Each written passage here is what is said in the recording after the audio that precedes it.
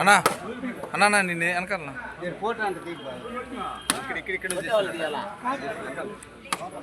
పెద్ద ఉండంటది చూడు ఇటు చూడు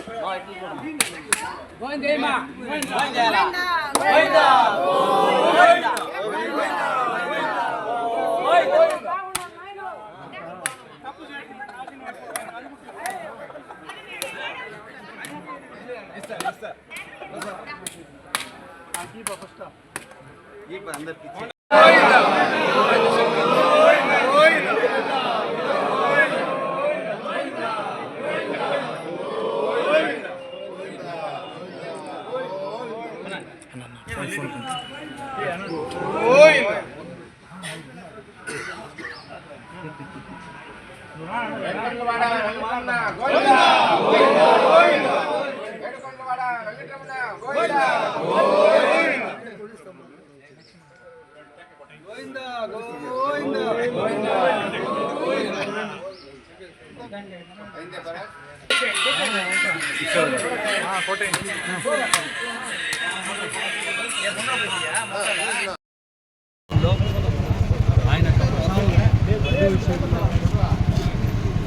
40 సంవత్సరాల సుదీర్ఘ అనుభవం ఉన్నటువంటి ముఖ్యమంత్రిగా చంద్రబాబు నాయుడు గారు కల్తీ జరిగింది, అది కూడా జంతువుల ప్రభుత్వం కల్తీ జరిగిందని చెప్పి ఎటువంటి ఆధారం లేకుండా ఒక అపవాదుని ప్రజల్లోకి తీసుకొస్తారు.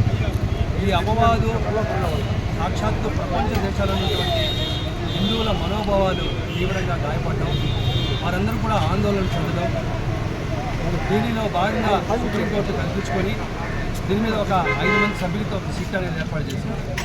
ఈ సిట్లో ఉన్నటువంటి 5 మంది సభ్యుల్లో 2 సభ్యులు మరి సిబిఐ నుంచి కూడా వచ్చినట్టుగా తెలుస్తోంది. వీరందరూ కలిసి మరి ప్రత్యేకమైనటువంటి దేశంలో గొప్ప ల్యాబ్ అయినటువంటి ఎన్డీఆర్ఏలో కూడా వారు ఆ ల్యాబ్లో ఈ లడ్డు యొక్క పరీక్ష చేస్తే దాంట్లో ఏ విధమైనటువంటి కొవ్వు, జంతువుల కొవ్వు కానీ మరొక కొవ్వు కానీ ఎటువంటి కొవ్వు కూడా కలవలేదు అని చెప్పి చాలా స్పష్టంగా ఛార్జ్షీట్లో పొందుపరచడం జరిగింది. ఇటువంటి అపవాదిని, ఇటువంటి ఒక అపచారాన్ని దేవుడి విషయంలో కూడా మరి రాజకీయం చేస్తున్నటువంటి చంద్రబాబుని మరి ప్రజలు గుర్తించాలి. చంద్రబాబుని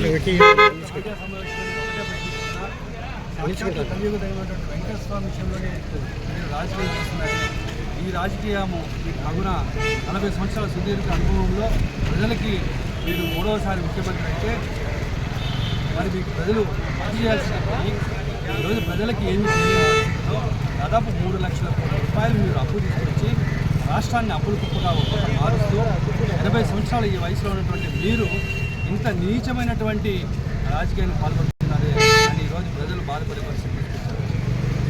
ఏదో జగన్మోహన్ రెడ్డి గారికి ప్రజల్లో బలం ఉంది, దాదాపు 40% ఓట్లు వచ్చాయి. ప్రతి విషయంలో కూడా జగన్మోహన్ రెడ్డి గారు స్పందిస్తున్నారు, ప్రతి విషయంలో కూడా ప్రజల వైపు పోరాడుతున్నారు.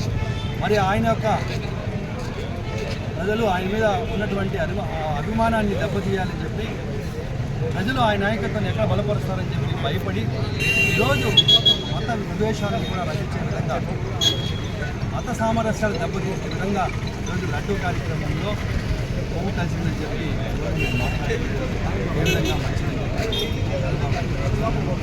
ప్రజలు గ్రహిస్తున్నారు. ప్రజలకు వాస్తవాలు తెలుసు. ఈరోజు ఛార్జ్ షీట్లో చాలా స్పష్టంగా లడ్డులో జంతు కొవ్వు కలవలేదని చెప్పి మరి ఈరోజు చెప్పడం జరిగింది. మరి మీరు ఆ రోజు ప్రజల్ని ఈ విధంగా మభ్యపెట్టారు. ప్రజల మనోభావాలతో ఆడుకున్నటువంటి మిమ్మల్ని ఖచ్చితంగా ప్రజలు ఇంటికి పంపిస్తారు. ప్రజలు ఈ విషయాన్ని స్పష్టంగా అర్థం చేసుకుంటున్నారు. జగన్మోహన్ గారి యొక్క మంచితనం ఈరోజు మీరు వేసే రాళ్ళన్నీ కూడా తన యొక్క మూలగా మార్చుకొని ఖచ్చితంగా అధికారంలోకి వస్తాడు. ప్రజలకు మంచి చేసే వ్యక్తిగా జగన్మోహన్ గారు నిరూపించుకున్నాడు. కేవలం మీ యొక్క కుట్ర రాజకీయాలకు మరి కేవలం మీ యొక్క మోసపూరితమైన ఆధారాలతో అధికారం పోగొట్టుకున్నంత మాత్రాన ప్రజలు మార్పు వచ్చింది. ఈరోజు ఎక్కడికక్కడ ప్రజలు మిమ్మల్ని ప్రశ్నిస్తున్నారు. ఎక్కడికక్కడ జగన్మోహన్ గారు వెళ్తే దండోపదండాలుగా ఈరోజు లక్షలాది మంది వస్తున్నారు. అదే దీనికి ఉదాహరణ. జగన్మోహన్ గారి నాయకత్వం మన రాష్ట్రంలో మళ్ళీ వస్తుంది. ఈ విషయంలో ఏ అధికారి అయితే తప్పు చేశాడో, ఏ అధికారి అయితే మరి అధర్మం వైపు నడుస్తున్నాడో, తన డ్యూటీలు వదిలి ఏ విధంగా అయితే ప్రభుత్వం చెప్పినట్టుగా ఆడుతున్నాడో వాళ్ళందరినీ కూడా చట్టాన్ని ముందు తీసుకొస్తాం, శిక్షిస్తామని చెప్పి సందర్భంగా తెలియజేసుకుంటూ జై జగన్.